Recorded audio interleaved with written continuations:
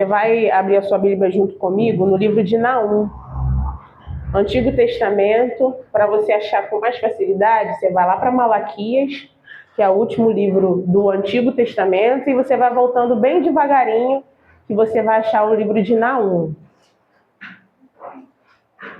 Naum fica antes do livro de Abacuque.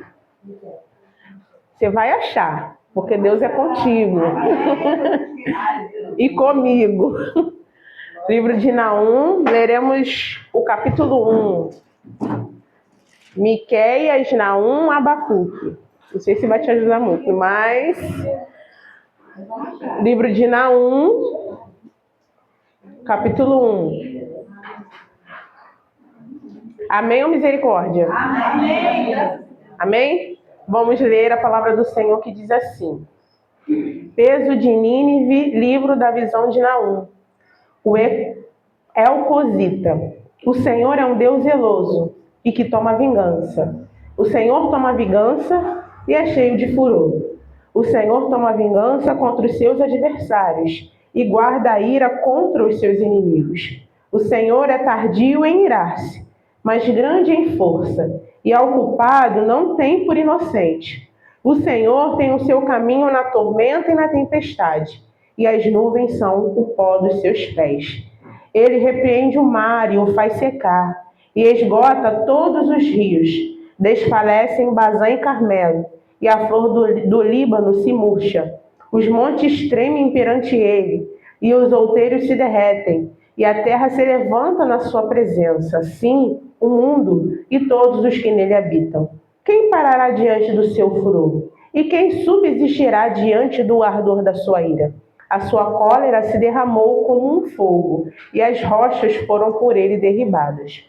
O Senhor é bom, uma fortaleza no dia da angústia, e conhece os que confiam nele. E como uma inundação transbordante acabará de uma vez com o seu lugar, e as trevas perseguirão os seus inimigos. Que pensais vós contra o Senhor? Ele mesmo vos consumirá de todo, não se levantará por duas vezes a angústia. Porque ainda que eles se entrelacem como os espinhos e se saturem de vinho como bêbados, serão inteiramente consumidos como a palha seca. De ti saiu um que pensa mal contra o Senhor, um conselheiro de Belial. Assim diz o Senhor: por mais seguro que estejam e por mais numerosos que sejam, ainda assim serão exterminados. E ele passará. Eu te afligi, mas não te afligirei mais.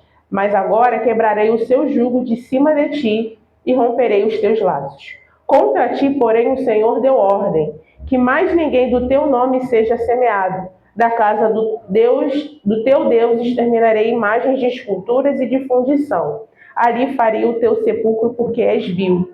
Eis sobre os montes os pés do que traz as boas novas, do que anuncia a paz. Celebra as tuas festas, ó Judá. Cumpra os teus votos, porque o ímpio não tornará mais a passar por ti. Ele é inteiramente exterminado. Amém? Pode tomar o seu assento. Esse texto de Naum, quando o Senhor, o Espírito de Deus, ardeu em meu coração para trazer essa palavra para a igreja, nesta manhã, eu já tinha até ele no meu coração por outras vezes, mas o Espírito Santo ele não me confirmou sobre esta palavra. É um texto que, meus irmãos, eu subi aqui toda estremecida, estou com as mãos extremamente suadas, porque esse texto mostra muitos atributos do Senhor, né? É um texto muito profundo, muito rico e de extremo juízo, né? Sobre um povo, sobre uma cidade. Nós vamos falar um pouco, né, sobre essa cidade, né, durante toda esta passagem. O Senhor não me autorizou fazer um texto temático e muito menos um texto com tópicos. Então ele me disse que seria de versículo por versículo, e assim ele foi trabalhando, né? E ele foi me conduzindo para estar aqui nesta manhã. Mas o Senhor é conosco, né? Se Ele dá uma palavra que tem um peso muito grande, é porque Ele ainda é misericordioso, né? Para com as nossas vidas. Ele é um Deus de amor, é um Deus grandíssimo em misericórdia. E eu estou aqui nesta manhã para cumprir uma ordem do nosso Deus. E o que eu digo para vocês, diante desse texto, não tem como mais você retroceder diante daquilo que o Senhor colocou diante de você. Diante desse Deus que é soberano, que é terrível, que é grande misericórdia. Aqui esse texto mostra muitos atributos do nosso Deus. Mostra sua justiça, mostra sua grande misericórdia, mostra que ele é soberano, mostra que ele é onipotente, mostra que ele é um Deus de justiça, mostra... Nossa, é um texto que assim, eu não tenho nem palavras para definir o quanto esse texto nos ensina, nos exorta e tem como finalidade endireitar as nossas veredas e nos dar esperança nesta manhã. Mas para entender sobre o profeta Naum, que muitas vezes alguns livros na Bíblia nós simplesmente não conhecemos porque nós não nos aprofundamos na leitura bíblica diária. Mas o Senhor, ele sempre tem muito a nos dizer quando nós nos dedicamos no dia a dia para ler a sua palavra. Essa palavra ela foi revelada a mim através do Espírito de Deus, através de uma leitura bíblica diária, né? Às vezes os textos não vão sair de forma extraordinária, pode até sair, mas o Senhor ele nos revela de forma especial no dia a dia. Então, não cesse de buscar ao Senhor no dia a dia, porque Ele quer se revelar a mim e a você de forma poderosa. O profeta Naum, como a gente leu aqui no verso 1, o Elcosita, né? Então ele era de uma aldeia de Elcos, que fica a norte de Judá, e ele está profetizando sobre Nínive, que era a capital do Império Assírio. A Assíria ela foi escolhida por Deus para um instrumento usado por Deus para castigar o povo de Israel diante da sua idolatria, dos seus pecados. Porque, como a gente sempre aprende aqui, o nosso Deus ele não compactua com o pecado. Então, todas as vezes que nós pecarmos contra Ele, mas por que Deus não compactua com o pecado? Porque Ele é santo. Então, não tem como Deus se misturar. Ele é santo em sua essência. E Ele vai dizer, sede santos, porque eu sou. Então ele não pune uma nação inteira simplesmente porque ele é um Deus cruel. Ele pune, ele procura castigar uma nação para ensiná-los a andar no caminho que é perfeito. Como ele diz lá em Deuteronômio, eu coloco diante de vocês a vida e a morte. Escolhe, pois, a vida para que vivas. Então o Senhor é um Deus que sempre procura uma forma de nos ensinar para que a gente viva, não para que a gente morra.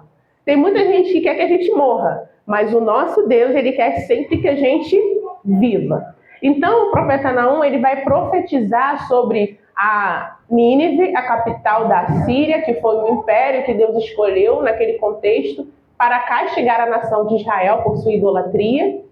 E o Senhor, ele é assim, ele escolhe uma nação, ele escolhe um povo para ensinar ao seu próprio povo como tem que viver, mas ele também é um Deus que coloca limites. E nós bem sabemos que os ninivitas, eles eram cruéis.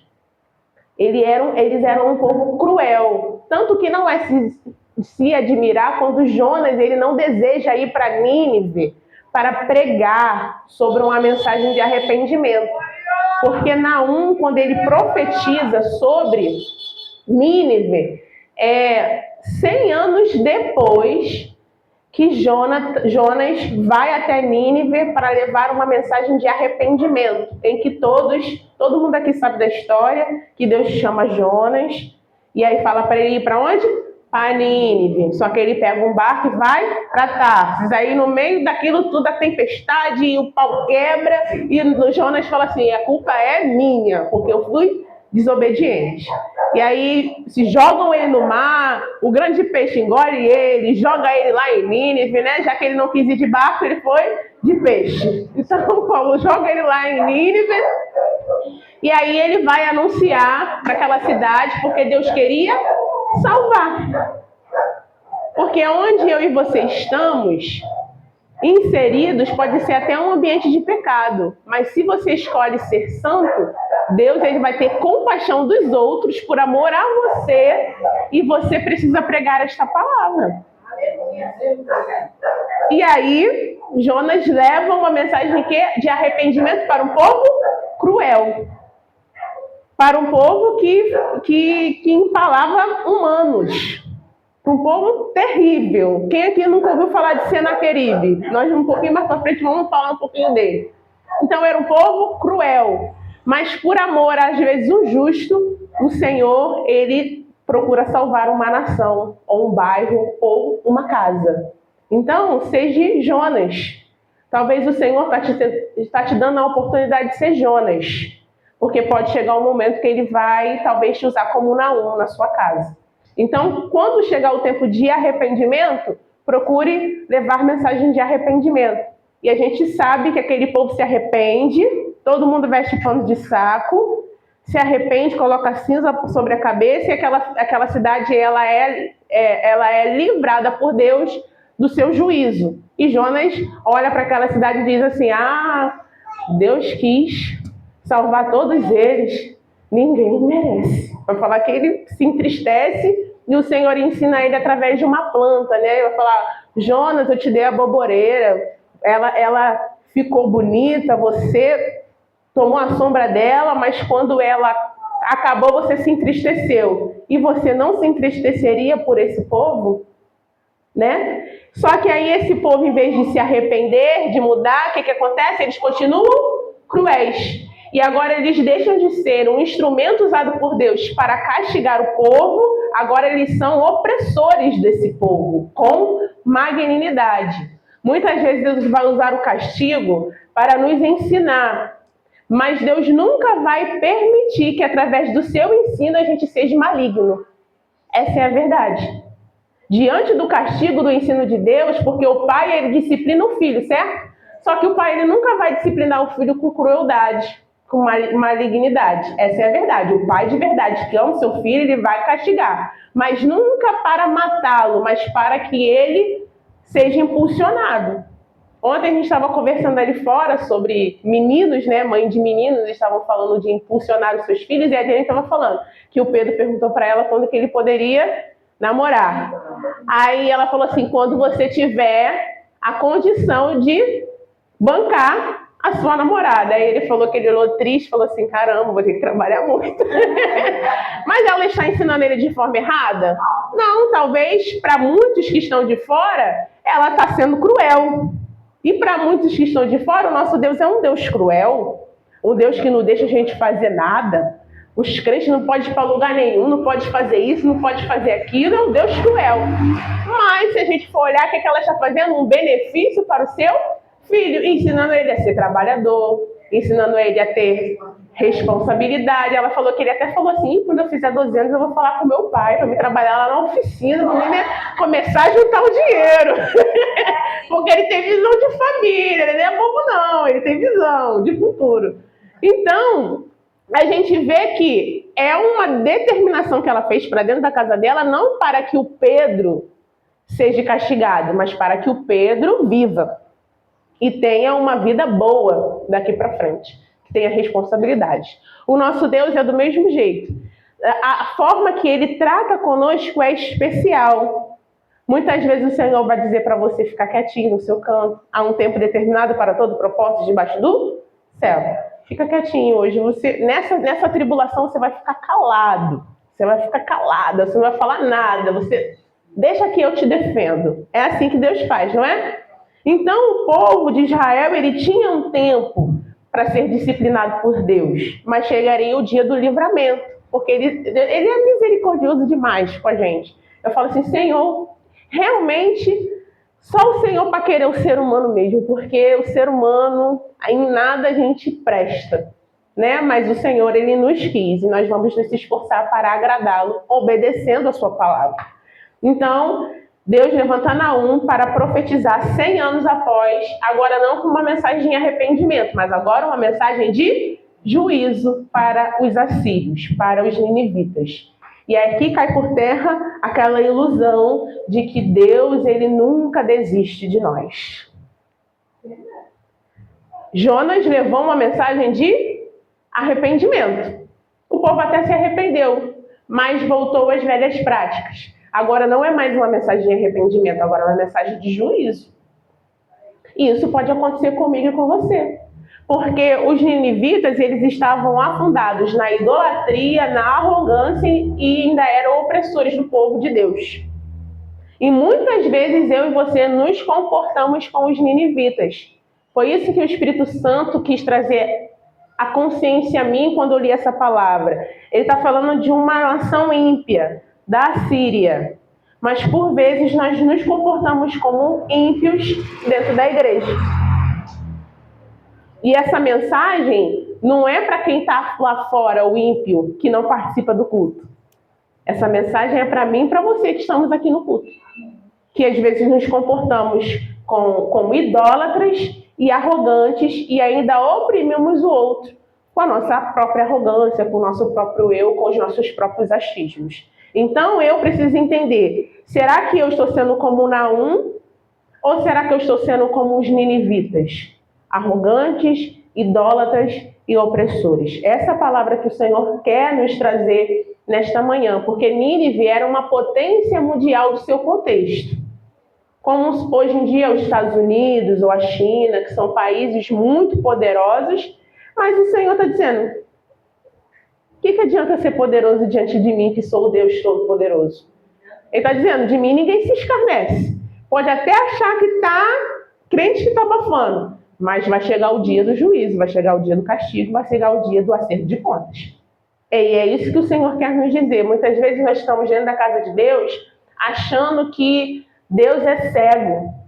Ou se Deus ainda não nos castigou, Ele não vai nos castigar mais. Mas Ele é o Deus que sempre traz o juízo, não porque Ele é ruim, mas porque Ele é justo. Nós, como crentes, sempre temos que olhar para o nosso Deus e ver Ele como Deus de amor, mas também como Deus justo. Temos sempre que olhar para Ele como um advogado, que advoga nossas causas diante do Pai, mas também como juiz, que vai vir e vai nos julgar, porque Ele é justo. E Ele não vai olhar para a gente com pena, tadinho, participou de tantos cultos, serviu tanto na escala. Mas Deus, Ele olha, Ele se compadece, Ele ouve as orações de um coração arrependido, não de um coração ativista, que acha que por fazer já está bem na fita. Não, o Senhor, Ele não olha por ativismo, Ele olha, Ele admira, Ele realmente ouve as nossas orações quando nós inteiramente procuramos nos arrepender dos nossos pecados. Então, se você não quer ser destruído como os ninivitas, comece a se arrepender hoje diante do altar do Senhor. Vamos para o verso 2, que diz: o Senhor é um Deus zeloso e que toma vingança. O Senhor toma vingança e é cheio de furor. O Senhor toma vingança contra os seus adversários e guarda a ira contra os seus inimigos. Então os meus inimigos nesta manhã, Deus vai se vingar de todos eles. Porque aqui a palavra vingança, ela aparece 3 vezes em um versículo. Então ele está enfatizando aqui que ele é um Deus vingador. Certo? Mas também a palavra de Deus vai falar que aquele que se constitui amigo do mundo é inimigo de Deus. Então essa ira vai vir sobre aqueles que se constituem amigos do mundo. E muitas vezes nós queremos ser muito parecidos com o mundo. Somos muito parecidos com essa nação, os ninivitas. E olhamos para os ninivitas, meu Deus, o Senhor é vingador. Cuidado, porque talvez a vingança também está vindo sobre a sua vida, se você não se arrepender hoje dos seus pecados. Então o Senhor, Ele está dizendo, minha é a vingança. Ele vai falar, eu sou um Deus zeloso. Porque a pessoa que é vingativa, se a gente for olhar para o contexto carnal, a pessoa que é vingativa, muitas vezes ela é ciumenta. Na realidade, o ciúme está atrelado ao egoísmo e o egoísmo está atrelado à vingança. É um trio desgraçado. Que quando a gente entra nesse laço, nós não somos parecidos com o nosso Deus. que é um Deus zeloso, não um Deus ciumento de carne. Porque quem aqui não já viu o crente que é ciumento? O crente ciumento é um crente que não é zeloso pelo aquilo que tem. Já viu a pessoa que tem uma coisa na casa dela, ela é tão zelosa que ela até deixa você tocar, mas sempre dizendo para você, toma cuidado nisso que você está tocando, é muito importante para mim. Igual uma vez eu fui lá na casa da pastora, e eu costumo brincar com todo mundo, vocês quando vão na casa da pastora, vocês comem sopa, vocês comem pão, vocês bebem refrigerante. Quando eu fui, ela me deu um copo d'água. Só que aí ela fala, não é um copo d'água. Eu te dei na bandeja que o meu filho me deu. Ai, dessa bandeja se quebrar. Tinha 6 anos. Sempre repete essa mesma história. Eu te dei água numa bandeja muito especial. Porque ela é zelosa, ela não deixa de usar o que ela ganhou, mas ela tem zelo, cuidado com aquilo que Deus é assim, ele tem zelo sobre aquilo que é dele. Só que Deus, ele não é um Deus que é aquele ciumento possessivo, só que a pessoa para ele. E se a pessoa não faz literalmente o que quer que a pessoa faz, é egoísta. Em vez de ela se aproximar porque ama, Deus, ele é zeloso, ele se aproxima daqueles que o ama e os ensina que dele é a vingança, não sua. Você não tá autorizado a se vingar. A vingança é do Senhor. Mas aquele crente ciumento, ele é egoísta. Ele quer tudo para ele. A atenção para ele, o microfone para ele, a oportunidade para ele. Tudo é para ele. Às vezes, infelizmente, é o Satanás representado. Essa é a maior pura verdade. Porque Satanás queria tudo para ele, não queria? Queria os anjos para ele, queria o céu para ele, queria o trono, queria ser maior que o Altíssimo. E ele estava no lugar perfeito. O crente ciumento, ele é assim, e quando tudo não acontece da forma que ele acha que tem que acontecer, pelo ciúme doentinho, o que ele faz? Ele se vinga. Ele se vinga, às vezes, plantando coisas dentro da igreja que vão minando a comunhão dos crentes, e isso acaba minando a comunhão, e Deus, ele ama a comunhão. Tanto que ele vai dizer, ele vai representar a igreja de Cristo como um corpo, em que ele é a cabeça. Ele diz, se um corpo não estiver funcionando bem, todos os outros membros também não vão estar funcionando perfeitamente. Então, ele está dizendo para aquele crente que é ciumento, para aquele crente que é possessivo, para aquele crente que é egoísta, para aquele crente que adora se vingar, que ele é a vingança. E que a vingança pertence a ele. E que ele é um Deus zeloso e é cheio de furor. Irmãos, se a gente olhar um texto desse e não tremer diante da presença desse Deus, o nosso temor já foi embora há muito tempo. Se nós olhamos para um texto desse e a gente fica indiferente, é que o Senhor, a gente não é mais sensível ao nosso Deus e a gente não o conhece verdadeiramente. Então ele vai dizer, minha é a vingança contra os...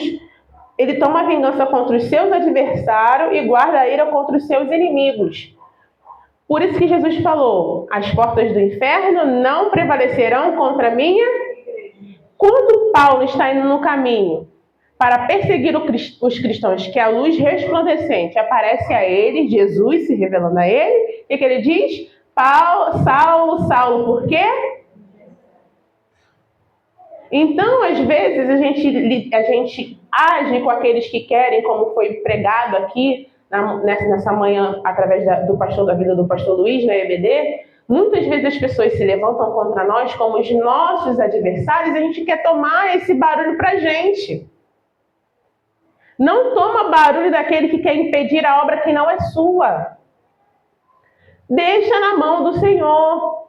Você tem que ser um instrumento que leve a salvação, mas se essa pessoa rejeitar, ele vai dizer que toma vingança contra os seus adversários.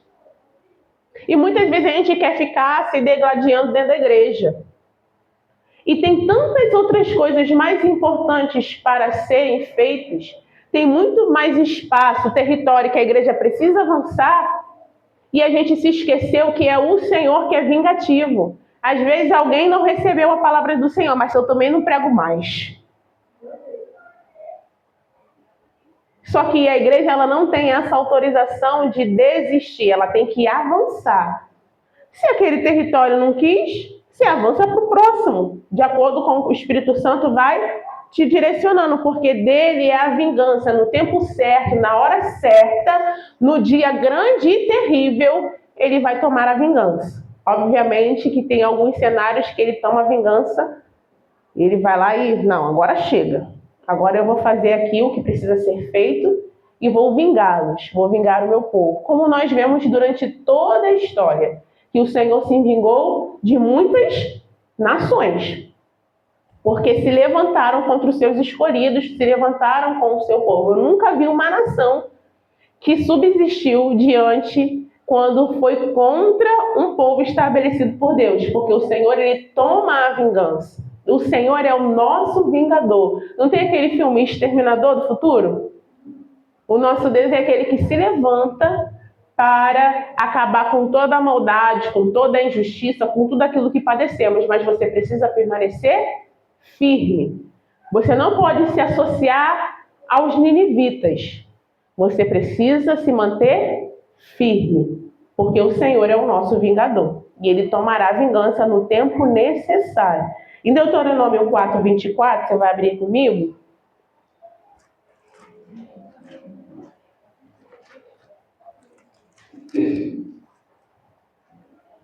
Ele vai dizer um pouco sobre isso.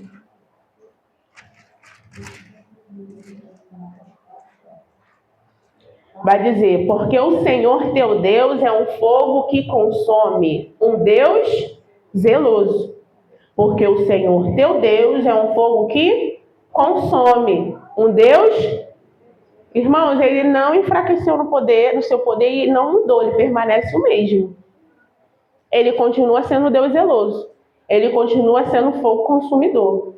E em Deuteronômio 5:9 vai dizer, não te encurvarás a elas, nem as servirás, porque eu, Senhor teu Deus, sou Deus zeloso, que visito a maldade dos pais sobre os filhos, até a 3ª e 4ª geração daqueles que me aborrecem. Então esse Deus zen, esse Deus de 5.000 anos, barbudo, cego, que as pessoas tentam passar aí fora como Deus muito calmo, um Deus que vê toda a injustiça no mundo e é alheio a tudo isso, porque ele está no trono, muito distante. Ele não se contamina, ele não se envolve com tudo, mas ele vai dizer que ele é um Deus que visita até a 3ª e 4ª geração daqueles que o aborrecem. Então ele não é um Deus tão velhinho assim que as pessoas pensam que é. Ele não é um Deus tão ceguinho assim, que anda lá no céu de bengala, que os anjos precisam acompanhá-lo para ele visitar a terra. Ele não é esse Deus caquético. Ele é um Deus zeloso, que toma vingança. E ele diz que ele é fogo consumidor. E ele não enfraqueceu no seu poder, ele permanece o mesmo. Ele continua castigando até a 3ª e 4ª geração daqueles que o aborrecem. E nós precisamos se atentar para esse Deus e andar na sua presença e ser perfeito, como ele disse para Abraão. Abraão, está errando muito, meu filho. Vamos querer mudar? Anda na minha presença e seja maduro. Ele está dizendo, é a hora da igreja de Cristo, nesse contexto mundial, ser madura. Não ser mais menina. Tem muita gente se perdendo, o inferno ganhando campo e a igreja só retrocedendo. Porque a igreja só está preocupada em fazer campanha, vestir pano de saco e dizer que hoje é o dia da tua vitória, que você vai chegar, que toda humilhação hoje vai cair por terra. E aí o que foi pregado aqui de manhã, em que o apóstolo Paulo levou tanta pedrada que ele caiu como morto. Se isso não é uma humilhação, o que é a igreja? O que ele fez? O Espírito Santo deu força para ele se levantar, eu imagino. A situação do apóstolo Paulo, o cabelo do apóstolo Paulo, a pele do apóstolo Paulo, quando se levanta do chão como morto, e o que ele faz? Volta para a cidade em que ele foi apedrejado. A igreja quer se vestir de pano de saco, para Deus tirar a humilhação dela, mas a igreja não quer mais ser apedrejada pelo nome de Cristo, pelo Deus vingador, pelo Deus zeloso, que toma vingança, pelo Deus que visita até a terceira e quarta geração daqueles que o aborrecem. Porque a igreja acha, como eu disse, que Deus é um velhinho muito fraquinho e que ele só faz o que os seus filhos pedem. Muito pelo contrário, ele só faz a sua vontade. É você que tem que se enquadrar à vontade dele, não é ele que tem que se enquadrar às suas. E no verso 3 vai dizer, de Naum, capítulo 1. O Senhor é tardio em irar-se, mas grande em força, e ao culpado não tem por inocente. O Senhor tem o seu caminho na tormenta e na tempestade, e as nuvens são o pó dos seus pés. Igreja, vai falar que ele é tardio em irar-se. Então ele é um Deus longâmino. Ele é um Deus que espera para ter paciência de mim e de você. Então o texto está sendo claro que ele é um Deus longâmino. A gente não é longâmino, mas o nosso Deus, que é terrível, ele tem paciência para ter misericórdia de nós. Está tendo paciência para você se posicionar naquilo que ele já te pediu. Ele está tendo paciência, que ele já te disse 1 milhão de vezes que você precisa andar na presença dele, endireitando suas veredas. Mas ele tem sido longâmino. Porém, ele diz que ele é grande em força e ao culpado não tem por inocente. Já viu aquela pessoa que faz? Não aconteceu nada comigo, tá tudo certo. Deus já até esqueceu. Mas ele diz que ele não tem o culpado por... Você pode botar a capa mais linda da pessoa mais bondosa do universo. Se você for culpado, ele vai te julgar como culpado. Não tem como fugir dessa realidade. Ele vai falar que o seu caminho está na tormenta e na tempestade. Olha, o nosso Deus, ele não se inibe a adversidades, a cenários, porque ele é o Deus que controla todas as coisas.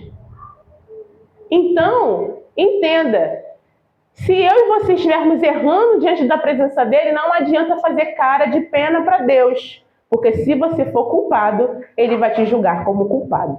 Por isso que ele pede para nos arrependermos enquanto é tempo. Tardio, hein? Já pensou se Deus se irasse conosco o tempo inteiro? A gente já estava tudo fulminado. Essa é a verdade. Você lembra lá quando Moisés... Deus fala assim, Moisés, manda o povo se purificar, que eu vou visitar eles amanhã. Aí o que Moisés fala? Povo, se lava, troca as suas vestes, porque o Senhor quer visitar vocês. Só que aí Deus vai fazer algumas determinações para o povo. Moisés não pode tocar no monte. Se tocar no monte, vai ser fulminado, vai morrer. Não é uma determinação? Porque ele é santo, só um ali podia chegar mais próximo a ele, que era Moisés, o escolhido dele para aquela função.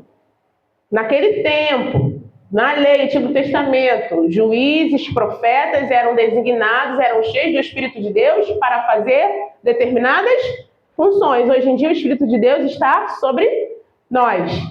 E aí, Moisés não pode nem tocar no monte. Quando o povo sai para se encontrar com Deus, eles falam, Moisés, pelo amor de Deus, nós não queremos encontrar. Porque vai falar que o monte fumegava. E tinha trovões e raios, a nuvem baixa. E o povo olhou para aquela situação, não tem a menor possibilidade da gente chegar perto desse Deus. Em que seu caminho está na tormenta e na tempestade. E as nuvens são o pó de seus pés. Esse mesmo Deus que se revelou para Moisés é o Espírito dele que habita em mim e você, que continua sendo fogo consumidor, que continua sendo um monte fumegante. E que se eu e você não vigiarmos, ele tem o poder sim, irmãos, ele não mudou de nos fulminar. Ananias e Safira, Jesus já tinha ressuscitado, já foi assunto aos céus, a igreja estava rompendo. em comunhão. Pedro vai dizer, não porque mentiu para mim, é porque mentistes para o Espírito. A sentença foi lançada e o que aconteceu? Eles expiraram, morreram, suspiraram, acabou. Sopro de vida. Porque ele não enfraqueceu no seu, ele continua o mesmo. Ele não é imutável diante das estações. Né? Nós estamos aqui, tem hora que a gente está bem, tem hora que a gente não está bem, tem hora que a gente está com som, tem hora que a gente está sem som, tem hora que a gente quer vir para o culto, tem hora que a gente está rompendo em fé, tem hora que a gente louva com todo o nosso coração, mas tem hora que a gente não, ai Senhor, eu vejo a hora de ir para casa comer o meu almoço. Mas ele não muda. Ele não varia em emoções. Ele permanece o mesmo Deus. Ele é o mesmo Deus ontem, hoje, será eternamente. Por isso que ele é confiável. Eu e você não somos confiáveis, porque variamos em emoções. Mas o nosso Deus é a nossa torre forte, porque ele permanece o mesmo. Você querendo ou não querendo.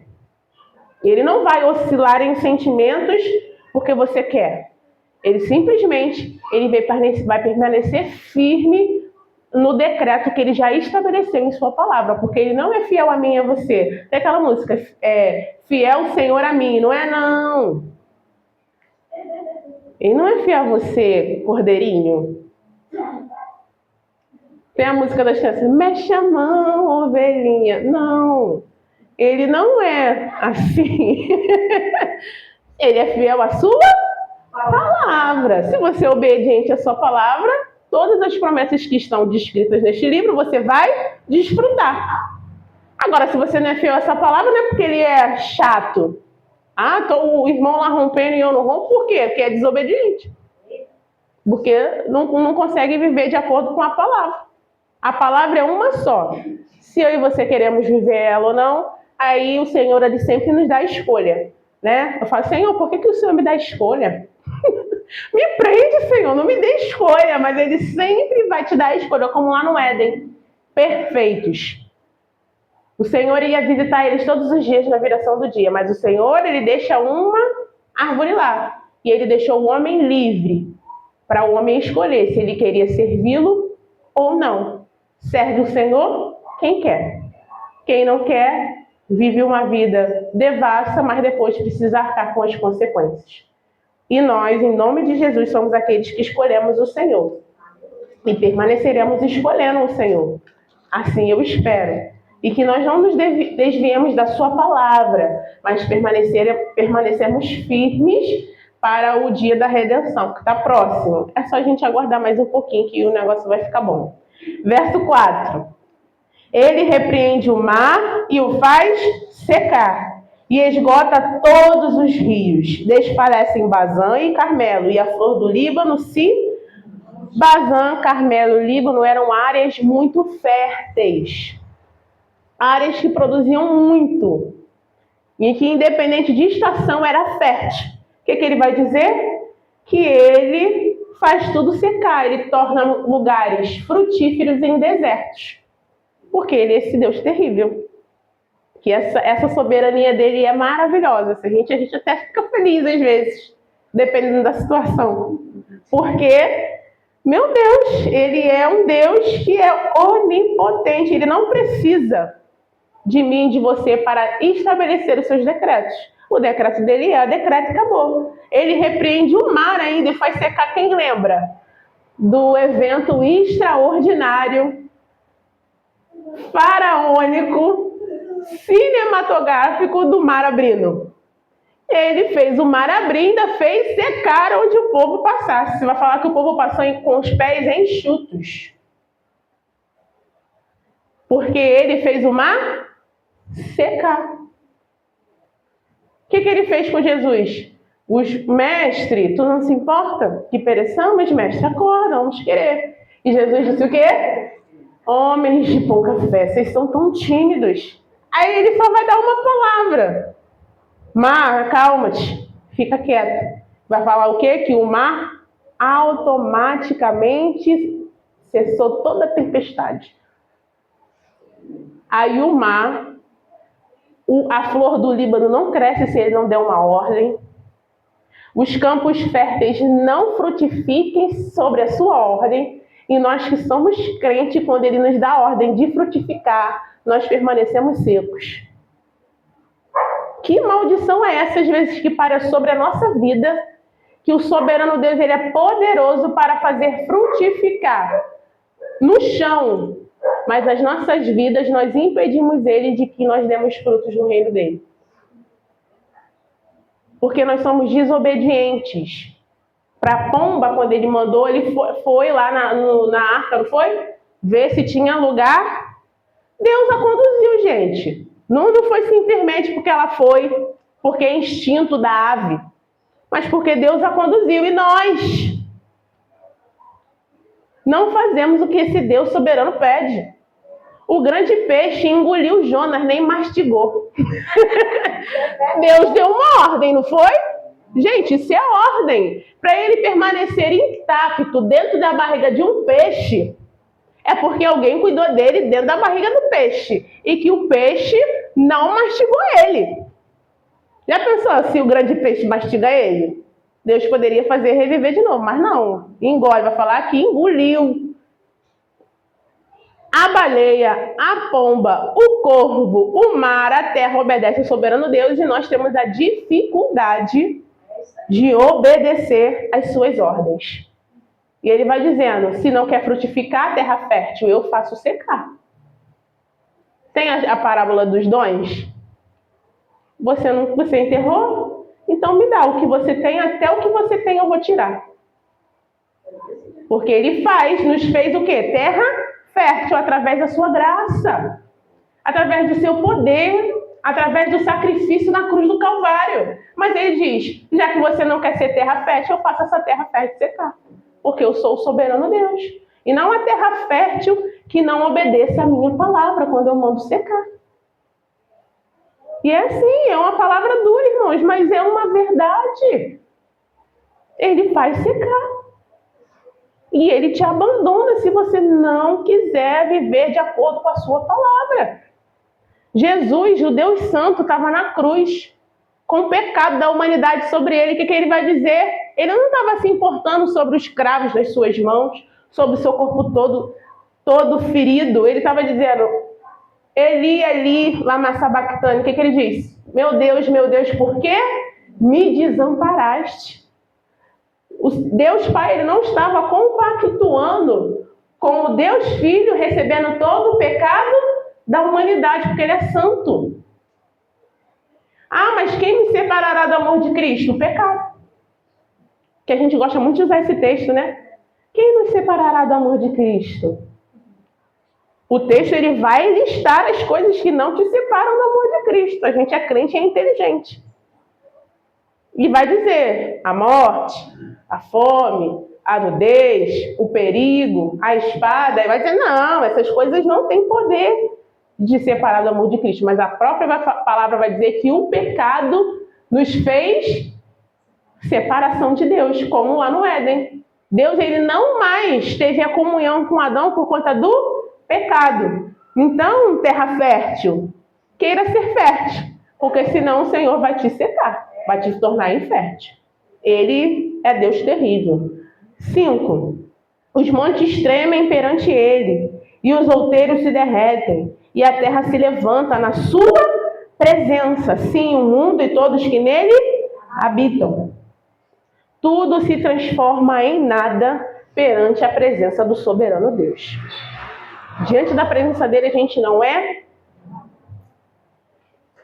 Abra aí comigo em Miqueias, é o livro antes do livro de Naum, capítulo 1, verso 4.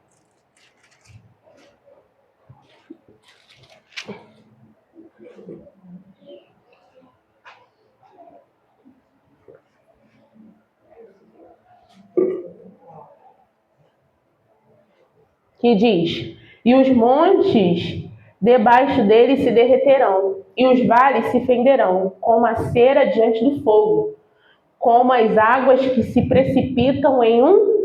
Olha como é que a criação reage à presença do soberano Deus. A criação responde, vai falar que os montes se derretem como vela. Já viu como é que a vela ela se derrete diante do fogo? os montes, pode ser o Everest, o mais perigoso do universo, diante da soberano Deus, ele se derrete, como uma vela, sem importância. Porque tudo é dele, e ele é o Criador de todas as coisas. Porém, ele decidiu se despir de toda a sua glória, nos fez maldição, para que eu e você pudéssemos estar aqui nesta manhã, ouvindo a sua palavra. Mesmo diante desse Deus terrível, que faz a gente se derreter, ele decidiu se despir de sua glória para que eu e você pudéssemos estar aqui nesta manhã. E nós temos a dificuldade de amá-lo. Porque amar não é um sentimento. Se você for servir a Deus só pelos seus sentimentos, você não participa de nada. Você não se lança para nada. Mas se você decide amar ao Senhor, mesmo com tudo colaborando contra, você permanece firme, porque você decidiu amá-lo, mesmo diante da sua pequenez. Tem até um louvor que fala assim: como é que eu poderia te dar se tudo que tem já é teu? Mas aí eu falo, eu posso tomar uma decisão, vou te adorar para o resto da vida, entregar para sempre o meu coração. Essa é a forma da gente amar ao Senhor, porque a gente não pode entregar nada a Ele do que Ele já não tenha feito. Mas nós já podemos ser gratos a Ele e entregar o nosso coração por inteiro. É a forma da gente decidir amá-lo, cumprindo a sua palavra. Só que nós temos muita dificuldade quando se trata em decidir amar a Deus. A gente decide amar a tudo, menos decidir amar a Deus, porque amar a Deus vai implicar em nossas decisões, em nossos comportamentos e em nossas relações. Mas ele nos chama dizendo que diante dele tudo se transforma em nada. Suas relações, seu ego, sua vaidade, o que você tem, o que você era, o que você vai ser, tudo diante dele se transforma em nada. Então por que não decidir amar a ele? É uma forma de Deus, ele nos coloca para pensar. Se tudo é meu e tudo diante de mim se transforma em nada, o que são as nossas relações diante do poderoso Deus? Nada. O que são os nossos contatos diante de Deus? Nada. Então por que eu não poderia abandonar tudo isso que se derrete diante da presença dele para ter uma vida segura na presença dele, em que eu tenho a oportunidade de viver uma eternidade com ele? Não é nada. Relações passam, dinheiro passa, importância passa, mas a palavra de Deus, ela subsiste para sempre. O nosso Deus, ele permanece o mesmo. Verso 6 vai dizer, que a hora passa, né, com força. 6. Quem parará diante do seu furor? E quem subsistirá diante do ardor da sua ira? A sua cólera se derramou como um fogo, e as rochas foram por ele derribadas. Foi o 6 que eu li, né? Como o reino da Síria iria subsistir diante do poderoso Deus? Ele vai dizer, quem parará diante do seu furor? E quem subsistirá diante do ardor da sua ira? Quem é a Síria? Quem é os Estados Unidos? Quem são os mísseis lá? Quem é a bomba atômica da China diante do poderoso Deus? Que é terrível. Quem são as relações diante do nosso Deus? Quem vai subsistir a sua ira? Pode ser o imperador mais cruel do mundo, que diante dele fica igual uma criança chorona, porque ele é terrível. Abra comigo em Malaquias 3:2, que vai dizer: mas quem suportará o dia da sua vinda? E quem subsistirá quando ele aparecer?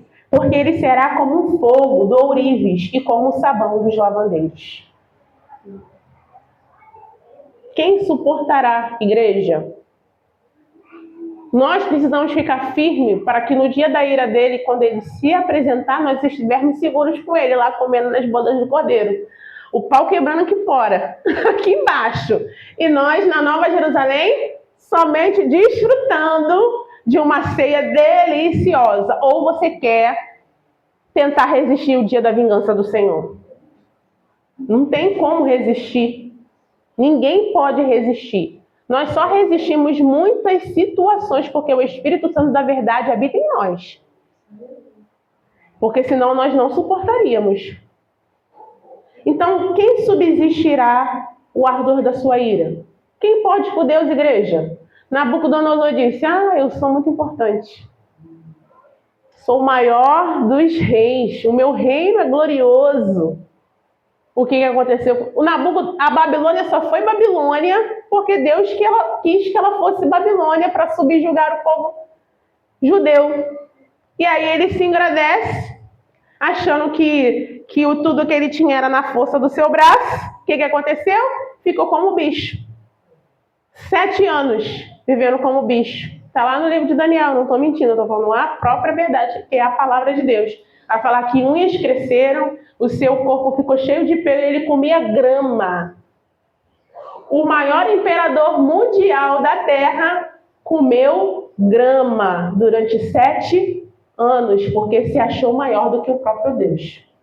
E tem muita gente, muito imperador, muito rico, comendo grama, achando que está sendo glorioso, esplendoroso. Porque o nosso Deus faz isso. Os ímpios acham que estão subsistindo, mas na realidade estão comendo grama. E a igreja continua triunfante.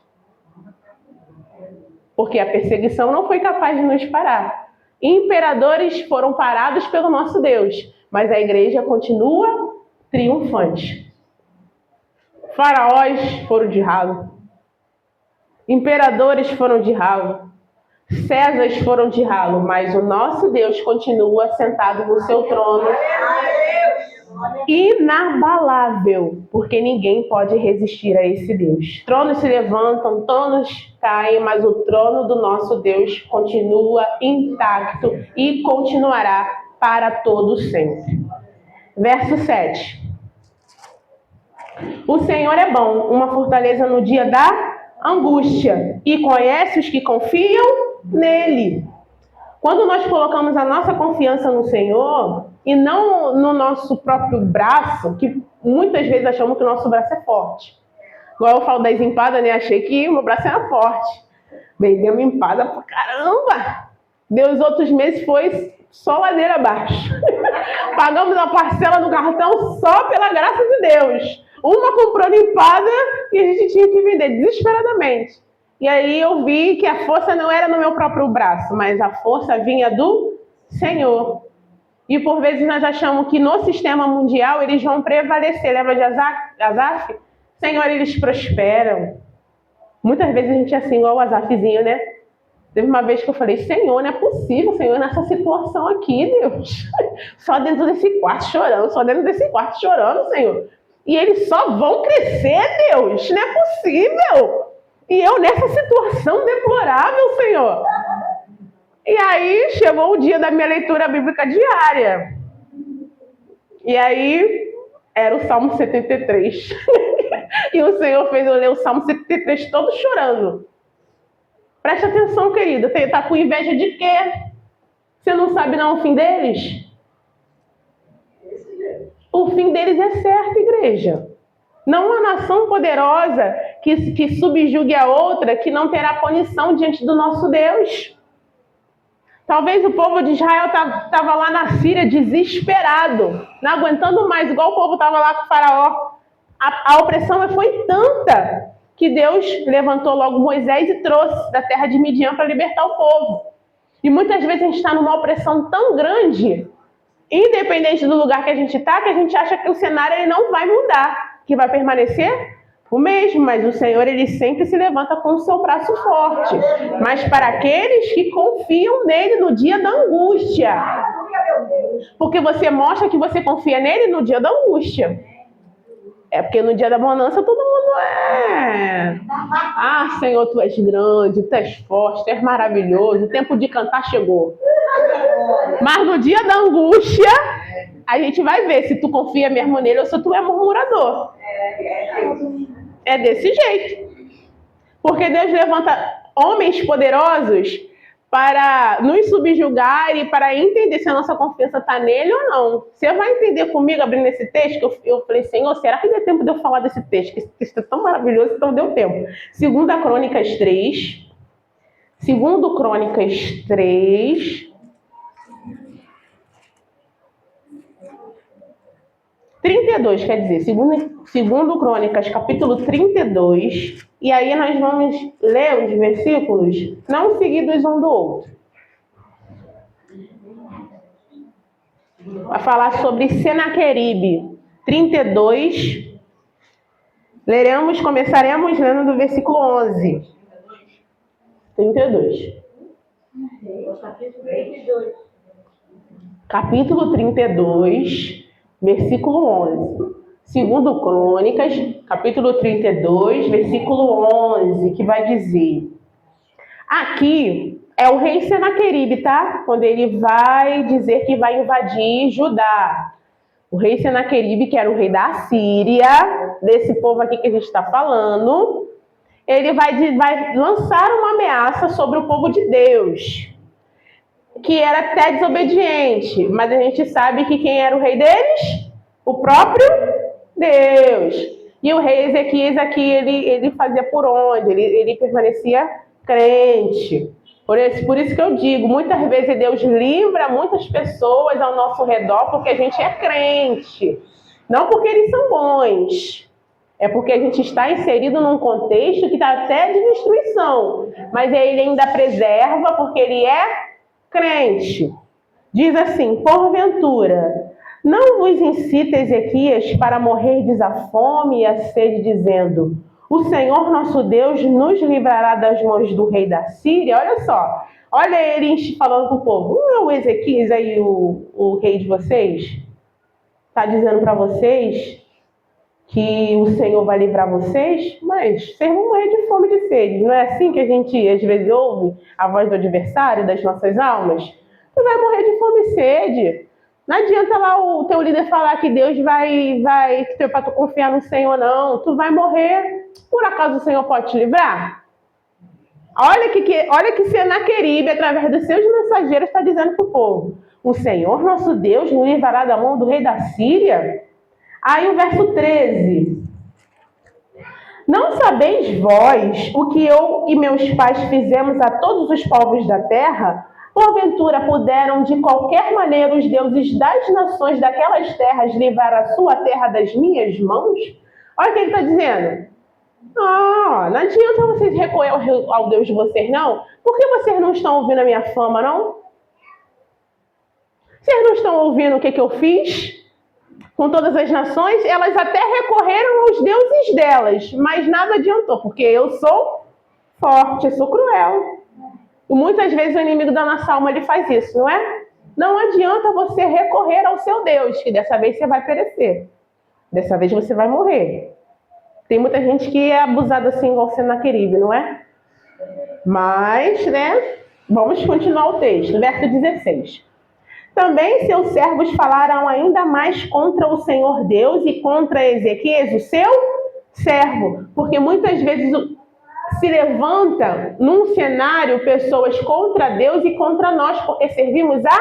Não é por conta que você é bonito, não. Não é porque você se veste bem. Não é porque você tem uma boa oratória. É porque você serve a... E até o povo que diz que serve a Deus vai se levantar contra você também às vezes. Porque às vezes ele não quer que você seja o que Deus quer que você seja. Porque você sendo o que Deus quer que você seja, isso é insuportável para quem não quer se posicionar em Deus. Então, ele está dizendo, ainda afrontaram mais ainda o Senhor Deus, e as palavras que eles disseram não foram suficientes. Eles ainda continuaram a afrontar a Deus e ao rei Ezequias. Verso 18. E clamaram em alta voz em judaico contra o povo de Jerusalém. Olha, eles de outra nação, e ainda falaram na sua própria língua para eles entenderem o tamanho da afronta. Porque muitas vezes os que te afrontam vão usar a Bíblia para te afrontar, vai usar a linguagem que você, o crente, conhece. Então, usaram a própria língua nativa daquele povo para afrontar. contra o povo de Jerusalém que estava em cima do muro, para os atemorizarem e os perturbarem, para tomarem a cidade. Muitas vezes é o crente que é bereano, que quer viver uma vida santa, ele é religioso. Mas há uma grande diferença de religiosidade para ser cristão, que nasceu de novo. Mas muitas vezes os que nascem de novo são taxados como religiosos. Então eles sempre vão usar a Bíblia para te fazer não entender as verdades do reino de Deus. Aí você fica confuso. Mas se você confia no Senhor, você não vai ser confundido. Permanece confiando no Senhor. 20. Porém, o rei Ezequias e o profeta Isaías, filho de Amós, oraram por causa disso e clamaram ao... Eles recorreram ao seu exército? Eles recorreram ao WhatsApp? Eles recorreram ao grupo? Eles recorreram à vizinha? Eles foram chorar com a mãe? Eles foram chorar com o pai? Foram chorar com o marido ou com a mulher? Não, eles foram clamar ao Senhor. Ezequias escolhe o profeta Isaías, que era uma autoridade espiritual, e vamos, agora a gente vai para quem realmente pode resolver a situação. Porque os que confiam no Senhor, eles não perdem tempo tentando resolucionar o que é espiritual com a força do natural. Eles vão para a oração. Vamos lá, 21. Então o Senhor enviou um anjo que destruiu todos os varões valentes, os príncipes e os chefes do arraial do rei da Síria.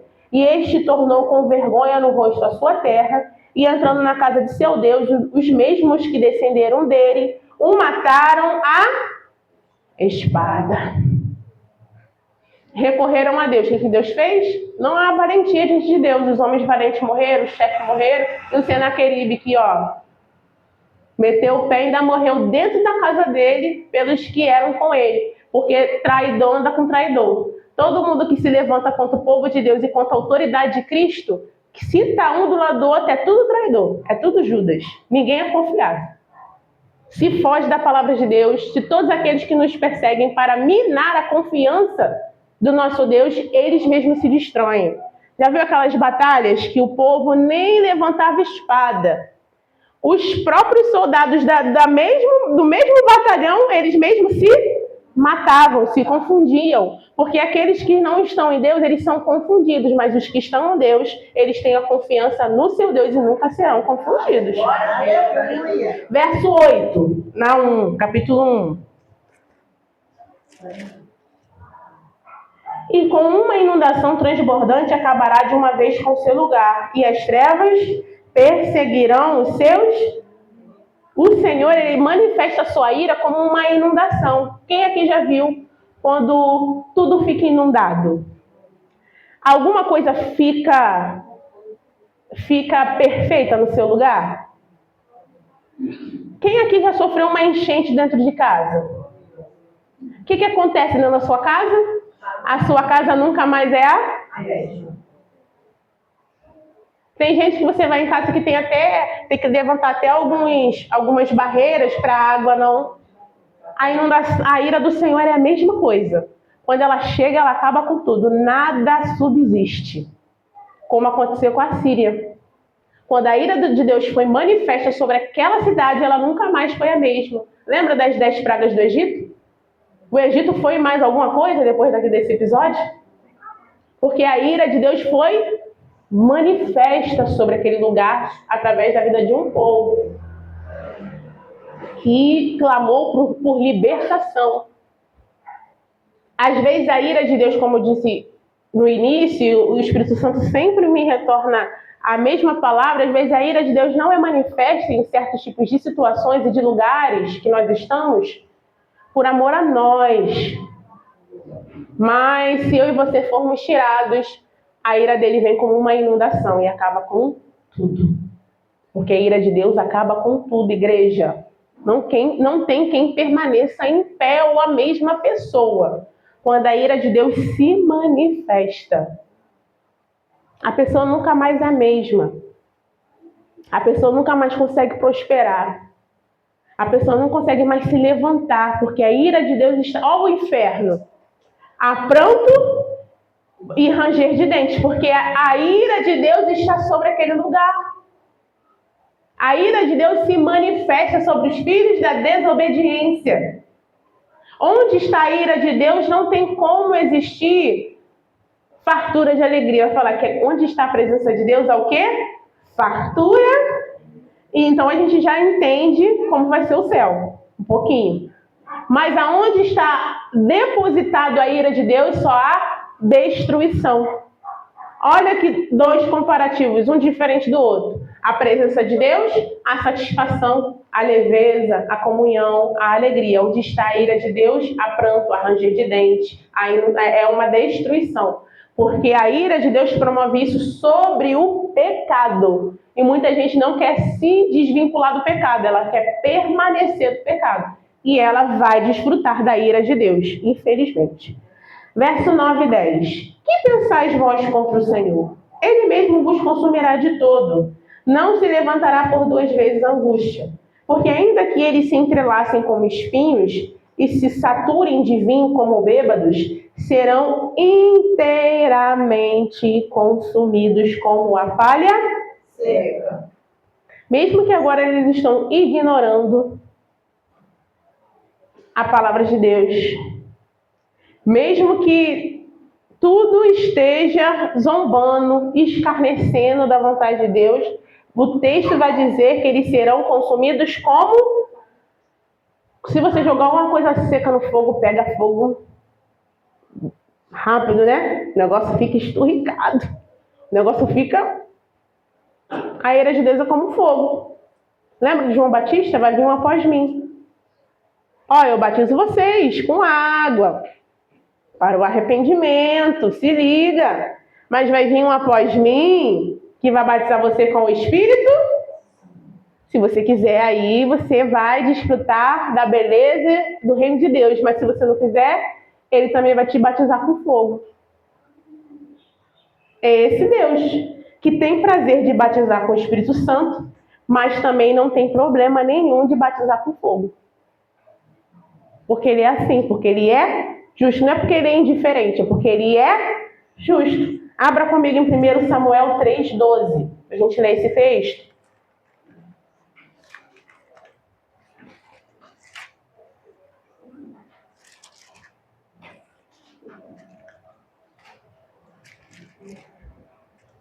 Que diz: naquele mesmo dia suscitará contra Eli tudo quanto tenho falado contra a sua casa.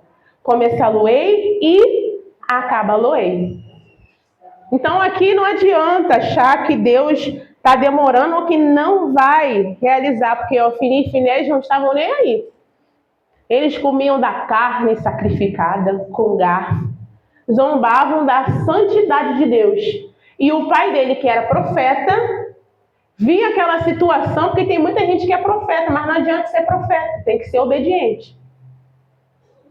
O teu cargo e o teu ministério não intimidam Deus. Se ele tiver que te punir sendo pastor, sendo missionário, sendo evangelista, ele vai te punir e vai acabar a punição. Ele vai dizer, eu vou começar na casa de Eli e vou terminar. A gente gosta muito daquela palavra, aquele que começou a boa obra em vós, aperfeiçoará até o dia de Jesus. Só que tem gente que não quer ser aperfeiçoado até o dia de Jesus Cristo. Mas ela quer ver como Ofni, Finéias e Eli. Ou ela é desobediente, come da carne, do sacrifício, ou ela é omissa. Vê quem está comendo da carne, mas não repreende quem está comendo da carne. Porque se Eli repreendesse os seus filhos, talvez assim poderia ter uma salvação para sua casa, porque o profeta era ele. Ele era pai dos seus filhos, mas ele não quis repreendê-los. Eles são meus filhos, né? Quanto tem dentro da igreja, né? Meus filhos. Filho de crente não é crente. Neto de crente não é crente. Primo de crente não é crente. Amigo de crente não é crente. Enquanto muitas vezes a gente é Eli. Vê eles fazendo e acontecendo, mas a gente é omisso. Porque é meu filho, é meu amigo, é meu primo, meu irmão. Cresceu junto comigo. Eu não vou ofender ele. E aí você vai ser punido juntinho com ele. Ofni e Finéias morreram na batalha. E o profeta Eli, gordinho, sedentarinho, balançando na cadeirinha. O que aconteceu com ele? Caiu e quebrou o peixe. Isso é juízo de Deus. Não foi porque ele estava desequilibrado que ele estava gordo. Porque o juízo de Deus chegou sobre a vida de Eli naquele dia. E ele foi julgado pela sua omissão. Pecado de omissão. E Deus também não perdoa com o pecado da desobediência, do adultério, da fornicação, né? Ah, mas eu não adultero, eu não fornico, eu não falo mal do irmão, mas tu é omisso. Para Deus é a mesma coisa. Os tímidos não herdarão o reino dos céus. Para de ser omisso, seja crente. Vamos permanecer. Agora, para a gente ir para o texto, vamos ler do 11 ao 15 para a gente encerrar, porque as horas já estão avançadas. De ti saiu um que pensa mal contra o Senhor, um conselheiro de Belial, Senaqueribe. Provavelmente acreditam que seria Senaqueribe, porque a gente viu a afronta que ele fez com o povo de Israel. E todas as pessoas que se levantam contra Deus sim, o mensageiro do diabo. Todas as pessoas que impedem o teu chamado sim, um conselheiro do diabo. A gente tem muito conselheiro do diabo ao nosso redor. Que te aconselha muito, é muito teu amigo, é muito teu parceiro. Mas é um conselheiro de Belial. E vai te levar para o buraco. Se você não se voltar para o Senhor com urgência. Assim diz o Senhor, por mais seguro que estejam e por mais numerosos que sejam, ainda assim serão exterminados. E ele passará...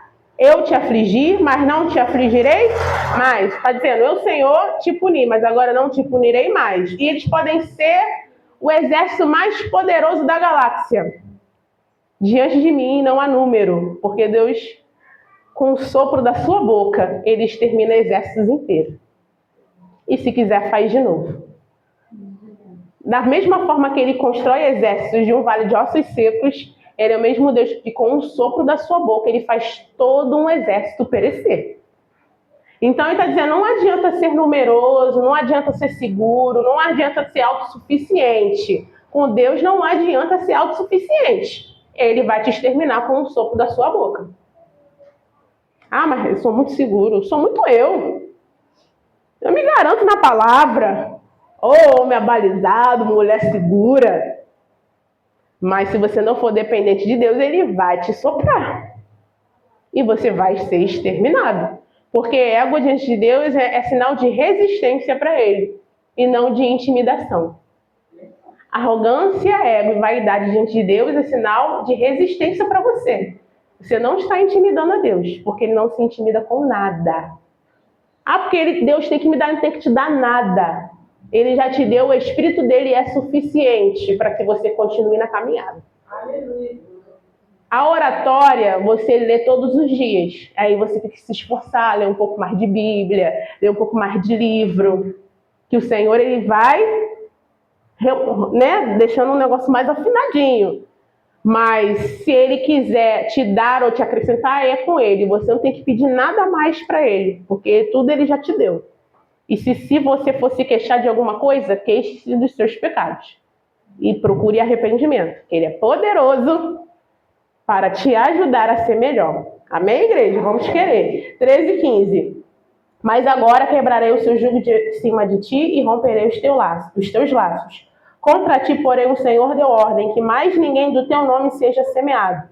Da casa do teu Deus exterminarei imagens de escultura e de fundição. Ali farei um sepulcro, porque tu és sem importância.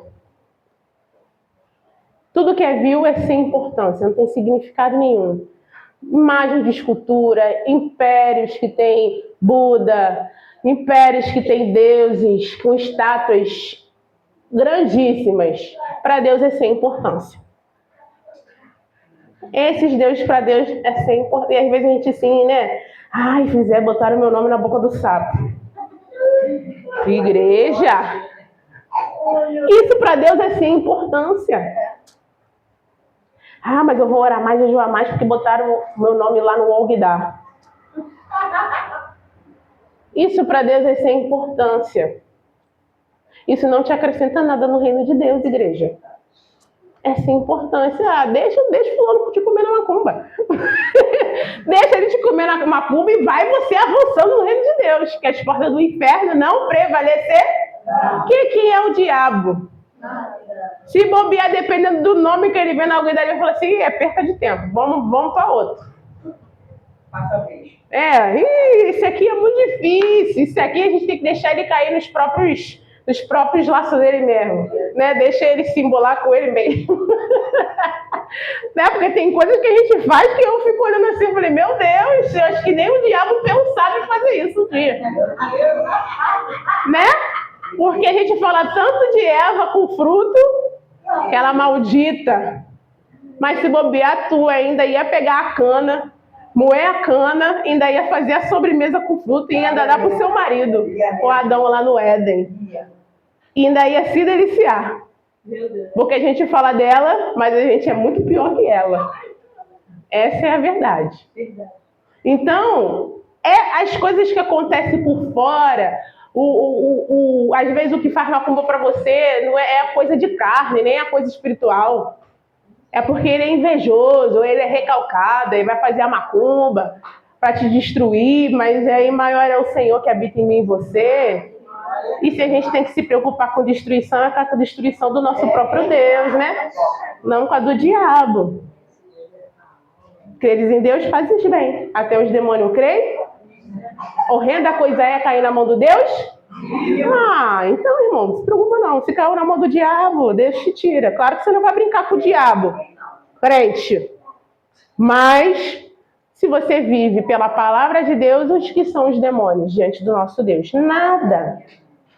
Eis que sobre os montes peste e traz boas novas do que anunciam a paz. Celebra as tuas festas, ó Judá, cumpre os teus votos, porque o ímpio não tornará mais a passar por ti. Ele é inteiramente exterminado.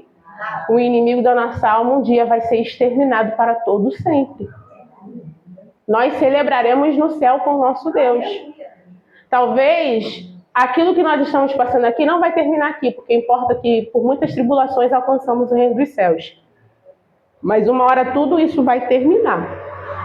E o ímpio nunca mais vai poder nos afrontar, nos acusar. Esse é o papel dele. Ele, se na sua empresa não tem que fazer o seu papel, quando você chega a bater, o diabo ele tem que fazer o papel dele. Ele tem que te perturbar, ele tem que te afrontar, ele vai tentar fazer você desvirtuar do caminho. Porque ele é invejoso, então ele quer que você desfrute da ira de Deus junto com ele. Ele é o primeiro a desfrutar. Mas se você está em Deus, ele vai trazer o escape no momento certo diante da opressão dos nossos inimigos. Eu e você que não podemos ser os que são compatíveis com o mundo. Porque se Deus, quando ele for punir, ele não vai punir porque você um dia aceitou ele. Se você está no meio, ele vai te punir também. A atenção de Deus para a gente nesta manhã é: saia do meio dos ninivitas, porque o castigo vai vir. Ou não seja como os ninivitas, não sejam cruéis, não sejam arrogantes, não sejam idólatras, não sejam opressores, sejam crentes em nome de Jesus, amém? Vamos nos colocar de pé, vamos aplaudir ao Senhor e eu agradeço a minha oportunidade.